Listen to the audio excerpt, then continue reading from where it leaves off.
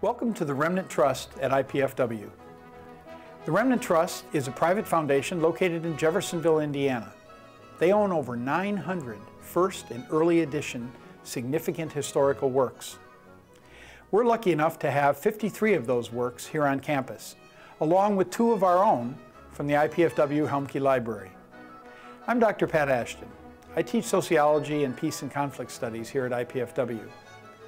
I've studied these works, taught about them for many years, but I've also recently researched the particular stories behind these books.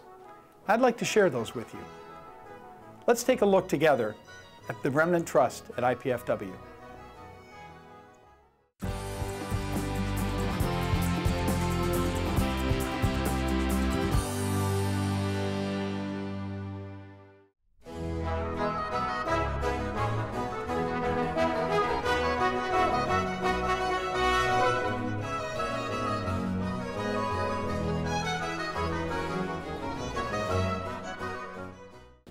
We're now in the section of the Remnant Trust. Its theme is Science, Culture, and Society. In this area, we examine how our ideas about the natural world and about society and about ourselves have changed the way we live. The first work I want to look at is a massive one, The Complete Works of Aristotle. This is published in Latin in 1496. This is tied for the 3rd oldest book in our collection here. And interestingly enough, it's tied with Thomas Aquinas in the religious section. This is important because Aristotle was a powerful influence on Thomas Aquinas. In fact, Thomas Aquinas is seen as the foremost Aristotelian of the Middle Ages. But back to Aristotle. Aristotle, one of the prime philosophers in Western history, along with Socrates, Plato. His complete works, he mastered every realm of knowledge of his time. And so here it is. If you could read this, you could understand everything that Aristotle understood 2,000 years ago. Next, we have one of the 2 works in the collection by John Locke. This is his essay on human understanding. What's interesting about this edition is it's actually signed by John Locke himself, dedicated to the Earl of Pemberton. John Locke, one of the foremost philosophers of his time, was a powerful influence on the founders of our country. Locke argued here the famous tabula rasa. He said that humans are born as blank slates, and society writes its program upon them. This was a powerful bit of good news to the founders of our country because it meant that we were not bound to the old ways, that people could create a democratic society which would raise citizens who would learn to be democratic in that society. So this gave great impetus to the idea of building a democratic, free society. The next work is De Revolutionibus Orbium Celestium by Nicholas Copernicus. On the Revolution of Heavenly Orbits by Copernicus. He was born Nikolai Kopernik in Poland. His family was a merchant family, and they were very well-to-do. They were quite successful as merchants, and so Copernicus was educated in Italy. He came back and became a burgher in Prussia. A burgher was somebody who had a stake in the city and who had a vote in the city because of their ownership of wealth. Now this is important because at this time, in the late 16th century, early 17th century, what was happening is these scholars were able to be independent of patrons. Previously, scholars had to get a patron, much like musical artists had to get patrons to pay for them to engage in their scholarship. Now, because of being independently wealthy, scholars could pursue knowledge on their own. Copernicus was one of these first independent scholars.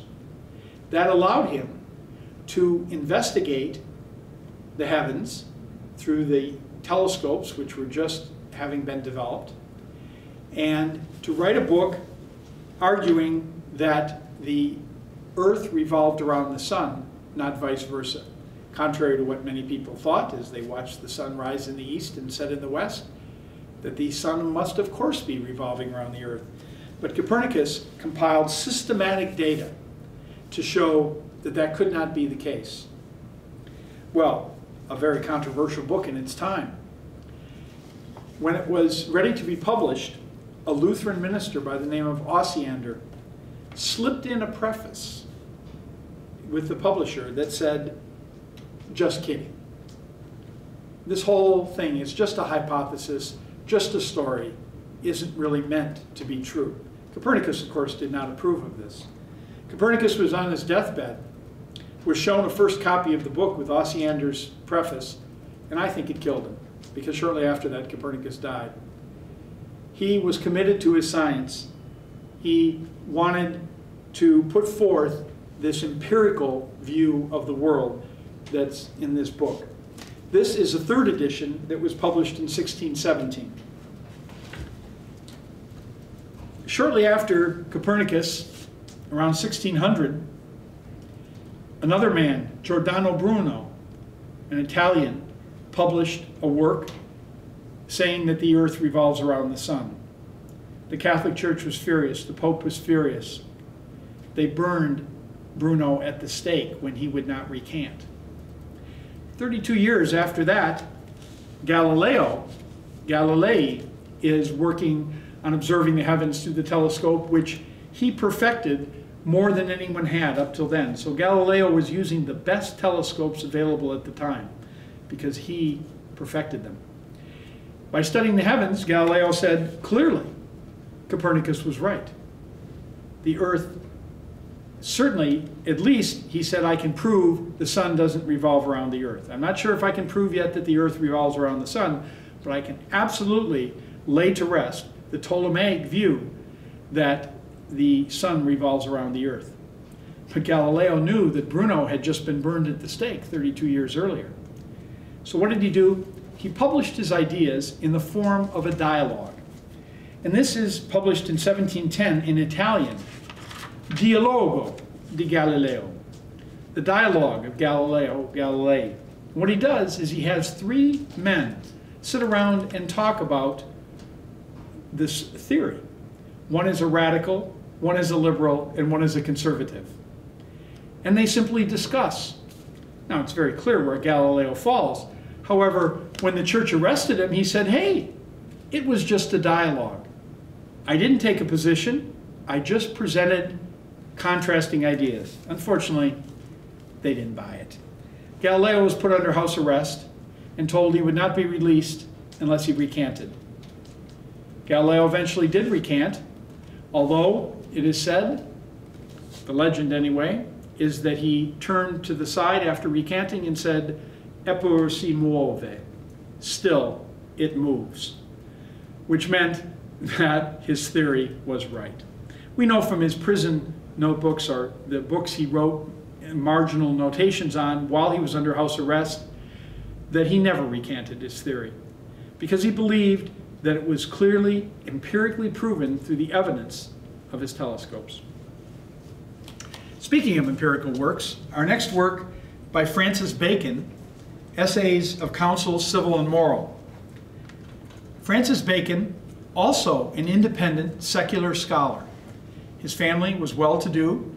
He lived a good portion of his life in Holland, which was one of the more liberal countries, interestingly enough, a country that Galileo went to publish some of his works so that the Catholic Church would not be able to censor him, because Holland was a Protestant country and was quite independent. So Bacon, as a secular scholar, provided a rationale for a scientific understanding of the world, an empirical understanding.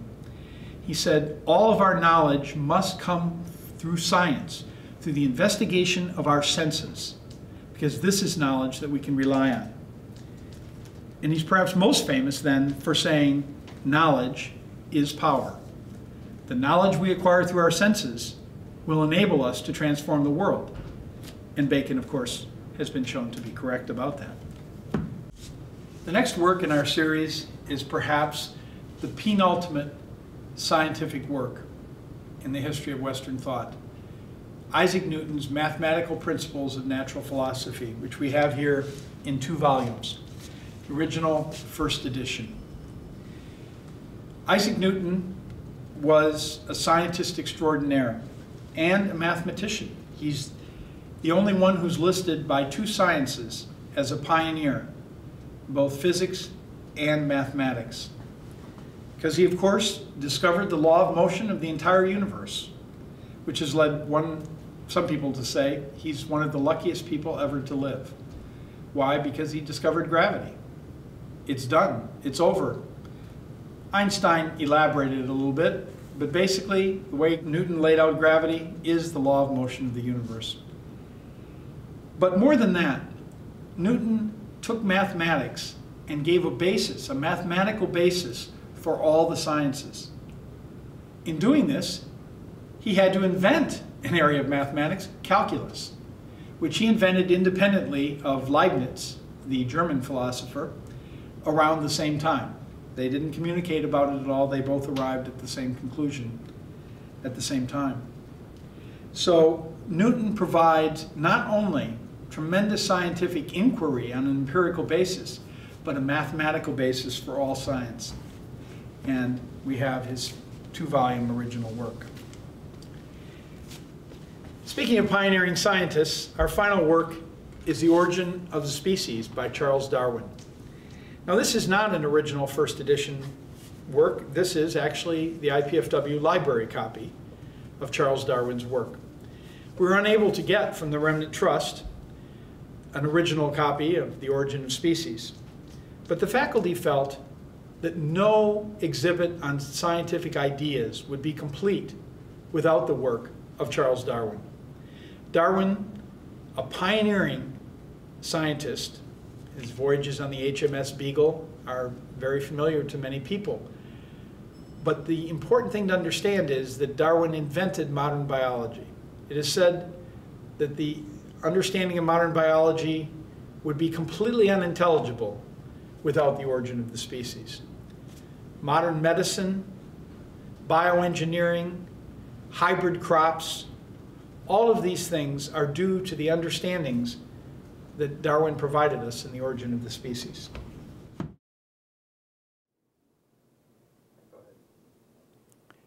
The Remnant Trust at IPFW will not go on forever, but the ideas contained in these works most certainly will. I'm Pat Ashton. Thanks for joining me on this tour of the Remnant Trust at IPFW.